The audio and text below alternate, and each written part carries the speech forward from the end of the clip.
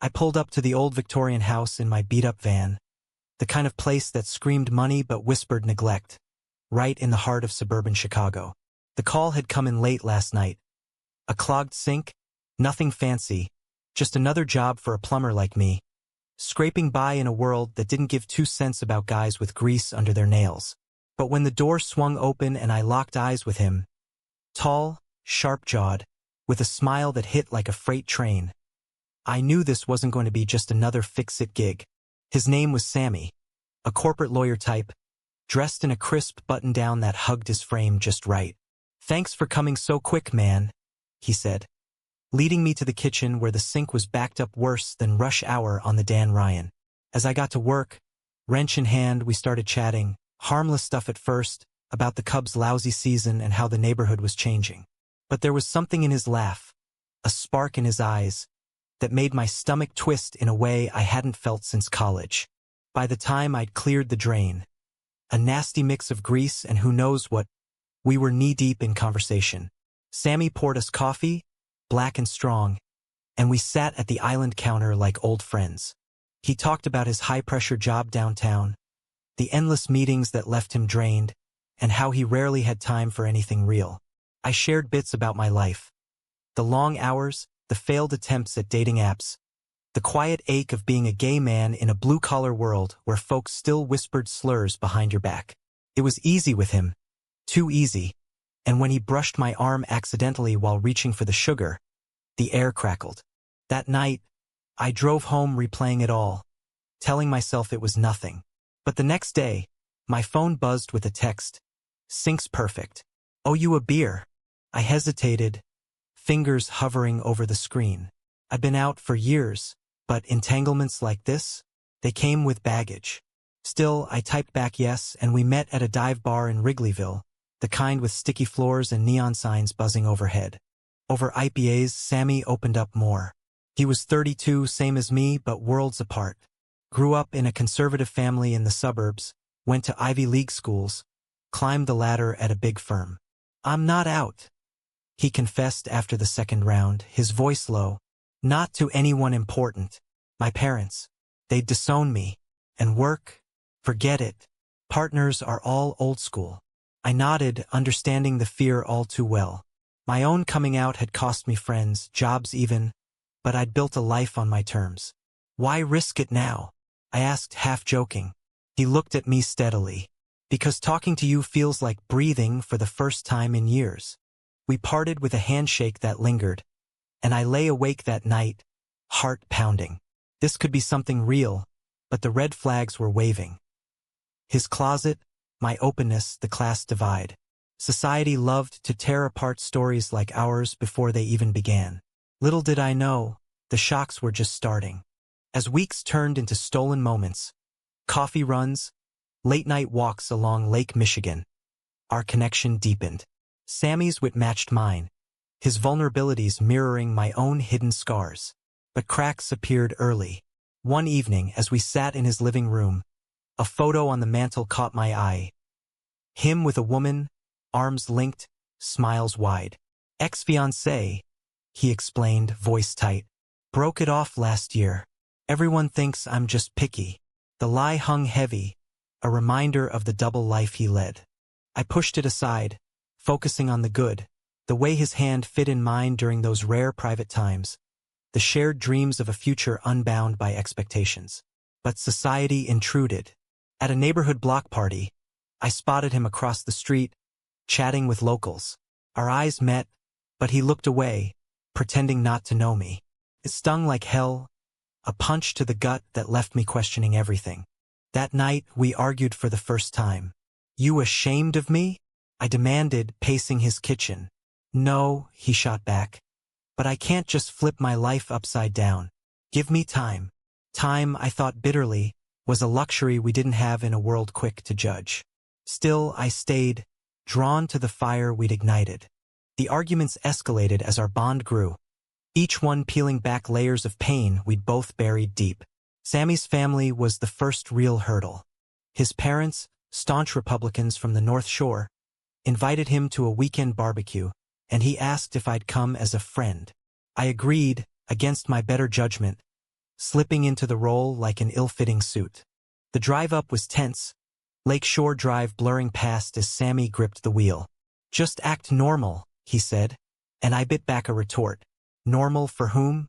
At the house, a sprawling estate with manicured lawns, his mom greeted us warmly, but his dad's handshake was firm, appraising.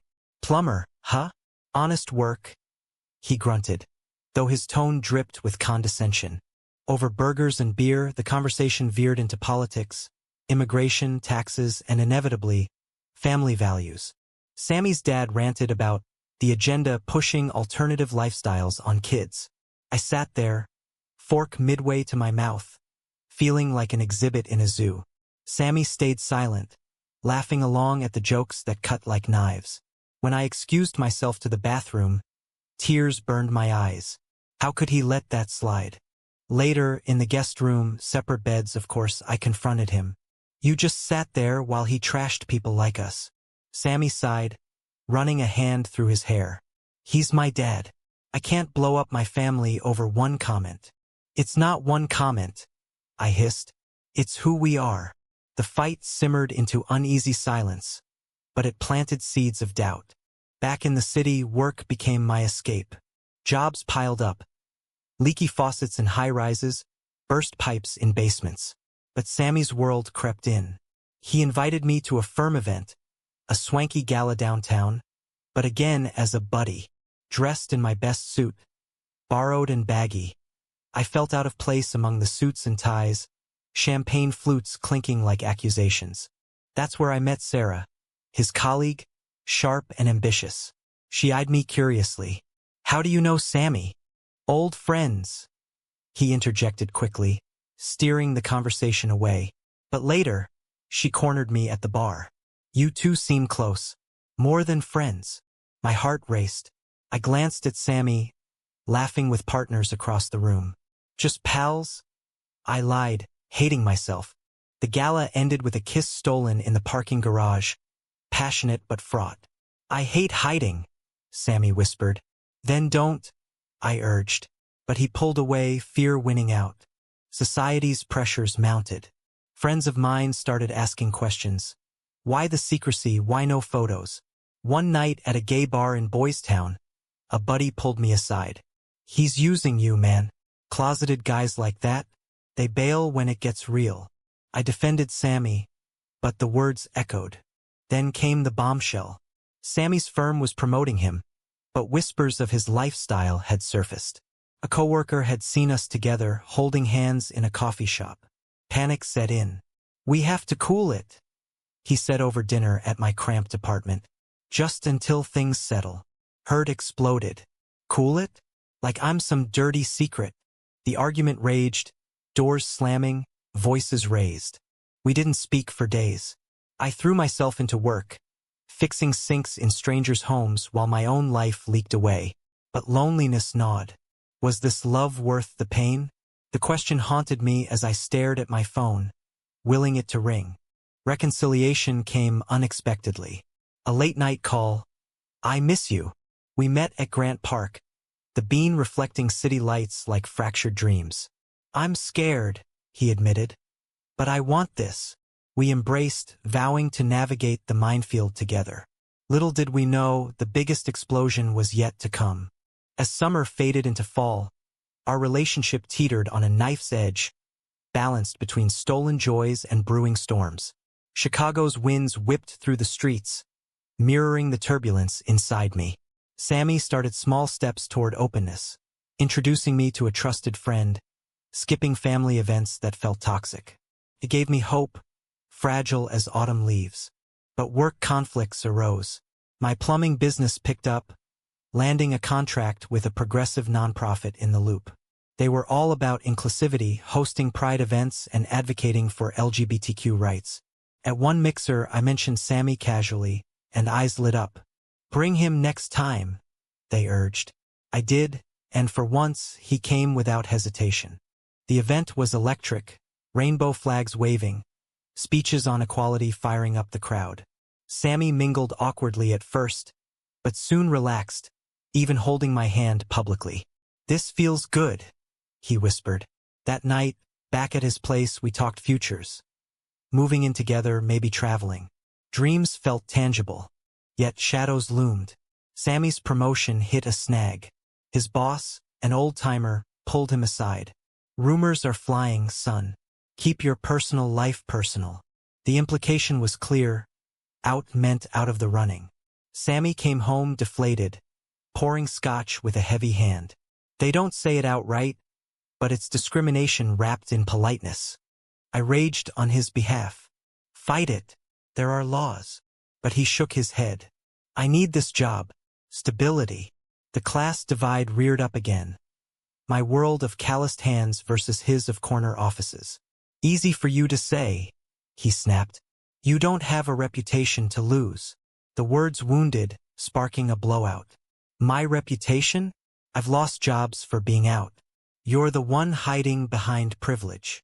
We made up, as always, but resentment lingered. Society's double standards fueled it. Gay men praised for visibility but punished in conservative circles. Friends weighed in, mine pushing for ultimatum, his advising caution. Then the family bomb dropped. Sammy's sister, Emily, visited unannounced. Sharp-eyed and progressive, she sensed something immediately. Over brunch at a trendy spot in Lincoln Park, she grilled him. Who's the guy you've been seeing? Sammy froze. I was there, introduced as a roommate. Another lie. Emily didn't buy it. Later, she cornered me. He deserves better than secrets. Tell him to come out. The pressure built. Sammy confessed his fears. Disinheritance. Rejection. They paid for my education, my life. I empathized, sharing my own estrangement from relatives. But empathy turned to frustration. Love shouldn't cost your soul. A turning point came at a protest downtown. Against a new bill threatening LGBTQ protections. I dragged Sammy along, and amid the chants and signs, something shifted. He grabbed a banner, voice joining the chorus. For a moment he was free, but freedom's price hit hard. Photos from the event circulated online, tagged by friends. His parents saw them. The call came that night. What the hell is this? Are you one of them? Sammy's face paled as he listened to the tirade. When he hung up, tears streamed. They want me home. To explain. I held him, but inside, anger boiled. How dare they? The confrontation loomed like a storm cloud, threatening to drown us. The drive to his parents' house felt like a funeral procession. Lake Michigan's waves crashing ominously against the shore. Sammy was silent, knuckles white on the steering wheel. Whatever happens, I love you, I said, squeezing his hand. He nodded, but doubt clouded his eyes. At the door, his mom hugged him stiffly, Dad standing back with arms crossed. The living room was tense, family photos mocking our intrusion. Explain, his dad demanded. Sammy took a breath.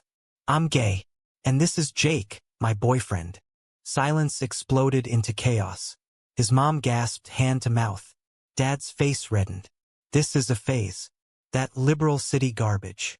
Accusations flew. Bad influences, moral decay. I stayed quiet at first, but when Dad turned to me, you corrupted him, I snapped. Love isn't corruption. It's real. The argument raged for hours. Mom cried about grandchildren, Dad about disgrace. Sammy defended us, voice steady despite the tremor. This is who I am.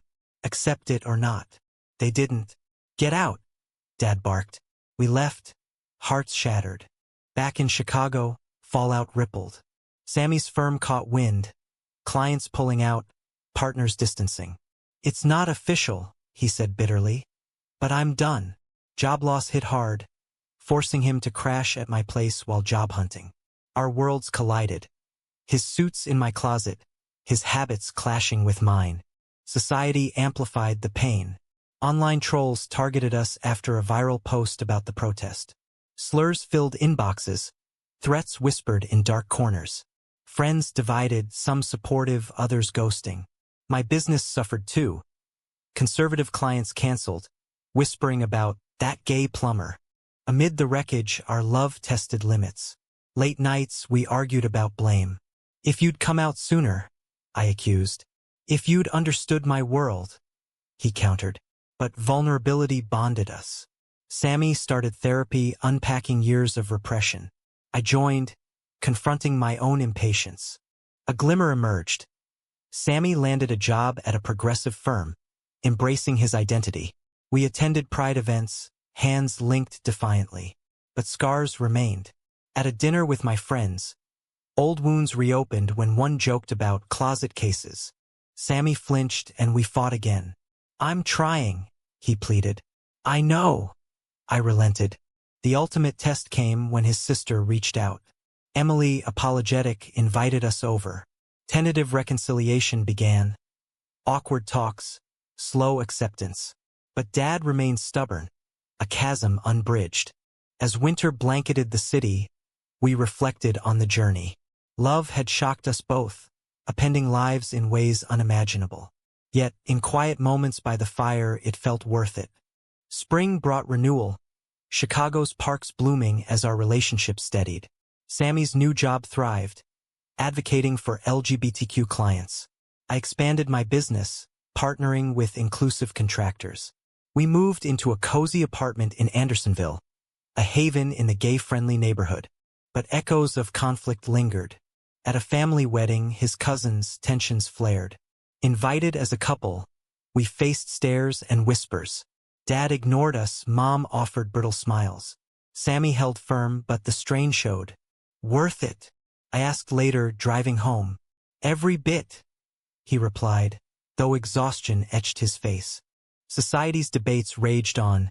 Marriage equality secure, but trans rights under fire. Workplace protection spotty. We volunteered, channeling pain into purpose.